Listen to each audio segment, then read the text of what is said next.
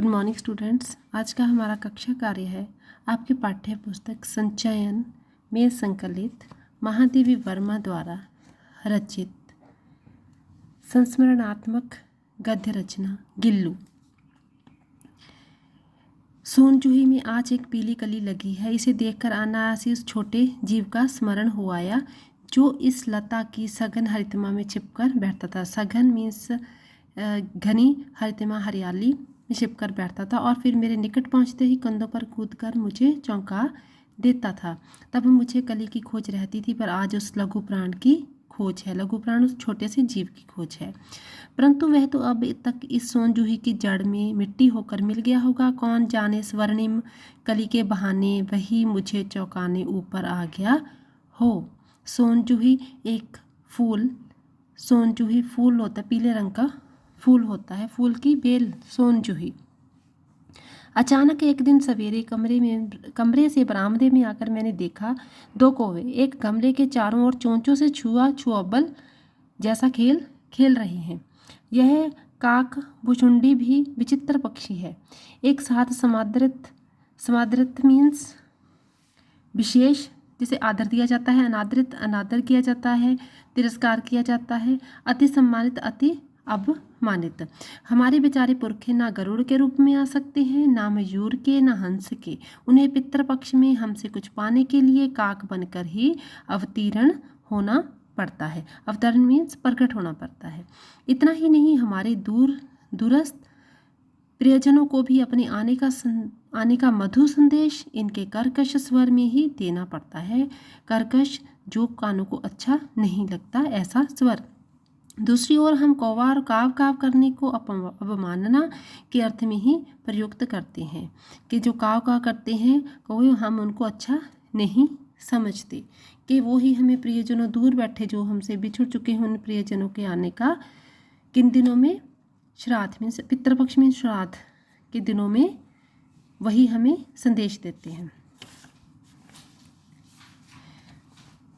मेरे काकपुराण के विवेचन में अचानक बाधा आ पड़ी, क्योंकि गमले और दीवार की संधि में छिपे एक छोटे से जीव पर मेरी दृष्टि रुक गई। निकट जाकर देखा गिलहरी का छोटा सा बच्चा है जो संभवतः घोंसले से गिर पड़ा है और अब कोई जिसे सुलभ हार खोज रहे हैं कि कोई उसे अपना हार बनाना चाहते हैं। काकदह की चोंचों के दो घाव के दो कोए, उनके जो चोंचों के घाव से उस छोटे से प्राणी के लिए बहुत थे। अंत वह निश्चेष्ट था, गमले से चिपटा पड़ा था। निश्चेष्ट मीन्स बिना हिल की कोई हरकत किए। सबने कहा कौवे की चोंच का घाव लगने के बाद यह बच नहीं सकता, अंत इसे ऐसा ही रहने दिया जाए। परंतु मन नहीं माना, उसे हौले से उठाकर अपने कमरे में ले आई। फिर रुई से रक्त पोंछकर घावों पर पेंसिलिन का मरहम लगा के लेखिका ने किसी की बात नहीं सुनी और उसको कमरे में लेके उसको पेंसिलिन का मरहम लगाया, उसके जो जख्म थे वो साफ किए। फिर उसने क्या किया, रुई की पतली पत्ती भिगोकर जैसे उसके नन्हे मुंह में लगाई कि दूध, उसका मुंह खुल नहीं सका, दूध की बूंदें दोनों ओर ढुलक गई। इस प्रकार कई घंटों के उपचार के उपरांत उसके मुंह में एक बूंद पानी टपकाया जा सका। ऐसे ही कि तीसरे दिन वह अस्वस्थ हो गया, कि वो बिल्कुल निश्चिंत हो गया, ठीक हो गया वो। कि लेखिका कहती है कि मेरी उंगली अपने दोनों पंजों से पकड़कर नीले कांच के मोतियों जैसे आंखों से इधर उधर देखने लगा। 3-4 मास में उसके स्निग्ध मीन्स चिकने, रोई, झब्बेदार पूंछ और चंचल चमकीली आंखें सबको विस्मित करने लगी। विस्मित मीन्स आश्चर्यचकित करने लगी। हमने उसके जातिवाचक संज्ञा को व्यक्तिवाचक का रूप दे दिया और इस प्रकार हम उसे गिल्लू कहकर बुलाने लगे। कि जो गिलहरी का बच्चा उन्हें मिला था, उन्होंने उसका नाम क्या रखा, उन्होंने उसका नाम गिल्लू रखा। मैंने फूल रखने की एक हल्की डलिया में रुई बिछाकर उसे तार से खिड़की पर लटका दिया, क्योंकि उसके बैठने के लिए उसकी जगह बना दी। कहाँ पे उसका बिस्तर, फूल कैसा बिस्तर उसका, रुई बिछाकर उसे तार से खिड़की पर लटका दिया। वही 2 वर्ष गिल्लू का घर रहा। कि वो जो जगह थी, जो जहाँ पे उसने रुई बिछाकर उसका बिस्तर बना दिया था, वह उस जगह पे उसका जो घर था वो 2 वर्ष तक उसका घर रहा। वह स्वयं हिलाकर अपने घर में झूलता और अपनी कांच के मनकों सी आंखों से कमरे के भीतर और खिड़की से बाहर ना जाने क्या क्या देखता समझता रहता, परंतु उसकी समझदारी और कार्यकलाप पर सबको आश्चर्य होता था। जब मैं लिखने बैठी, लेखिका कहती है कि जब वो लिखने बैठती थी, मेरा ध्यान आकर्षित करने की उसे इतनी तीव्र इच्छा होती थी कि उसने एक अच्छा उपाय खोज निकाला। कि वो क्या करता था कि वह मेरे पैर तक आकर सर से पर्दे पर चढ़ जाता और फिर उसी तेजी से उतरता, और यह दौड़ने का क्रम तब तक चलता रहता जब तक, जो लेखिका है कि जब तक मैं उसे पकड़ने के लिए ना उठती।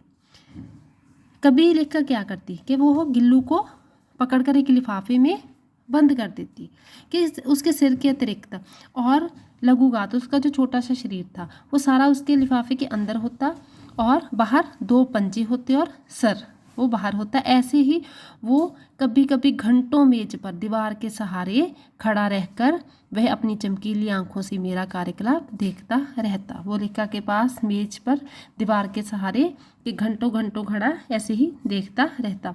भूख लगने पर चिक चिक की करके मानो वह मुझे सूचना देता और काजू या बिस्कुट मिल जाने पर उसी स्थिति में लिफाफे से बाहर वाले पंजों से पकड़कर उसे कुतरता।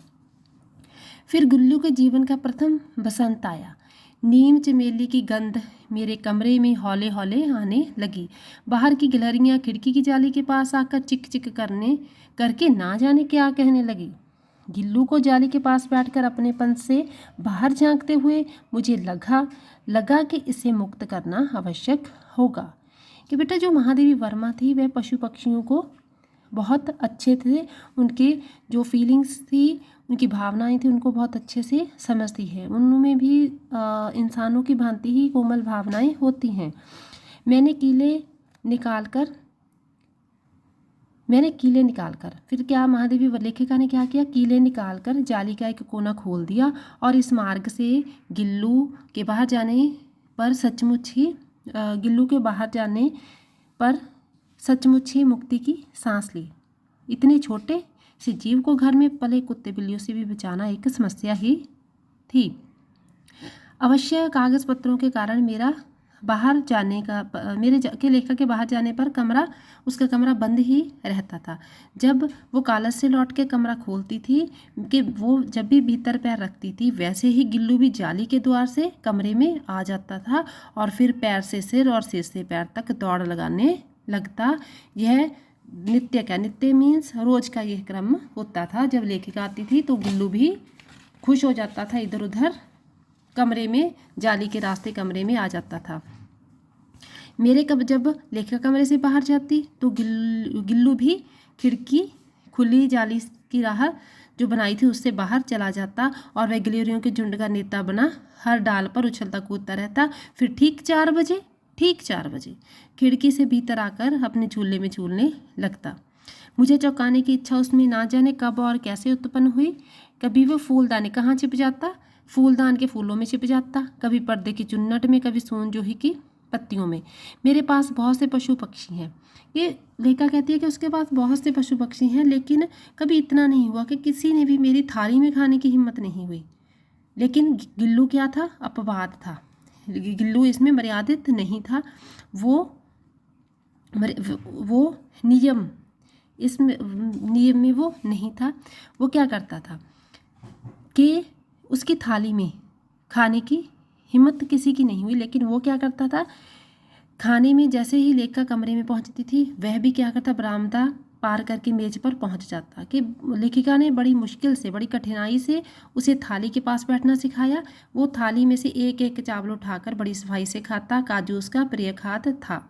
कई बार काजू ना मिलने पर वह अन्य खाद्य पदार्थ के काजू जो था उसका मनपसंद खाद्य पदार्थ था, अगर वो नहीं मिलता था तो वह चीज़ें झूले से फेंक देता था, चीज़ें और अन्य पदार्थ भी नहीं खाता था। एक बार क्या हो गया बेटा, जो लेखिका है वो मोटर दुर्घटना में आहत होकर अस्पताल चली गई। इस प्रकार गिल्लू जब कोई उसके कमरे का दरवाज़ा खोलता तो क्या करता, झूले से उतरकर दौड़कर तेजी से घोंसले में जा बैठता। जब कोई अंदर कमरे में आता तो वो उनको काजू दे जाता उसको। लेकिन जब घर में आके लेखिका ने सफाई की अस्पताल से आके तो काजू वैसे के वैसे ही पड़े थे कि लेखिका के बिना उसने खाना भी छोड़ दिया था। जब लेखिका घर पे आ गई तो उसके जब वो अस्वस्थ थी तब वो एक जैसे सेविका होती है, परिचारिका मीन्स सेविका, के सेविका की तरह कभी नन्हे पंजों से उसके बाल सहलाता था। लेखिका तो ऐसा लगता था जैसे उसके जब वो हटने के समान लगता था कि एक सेविका जब वो ऐसा करना बालों को सहलाना बंद कर देता है, लेखिका को लगता था कि वो एक सेविका के समान लगता था।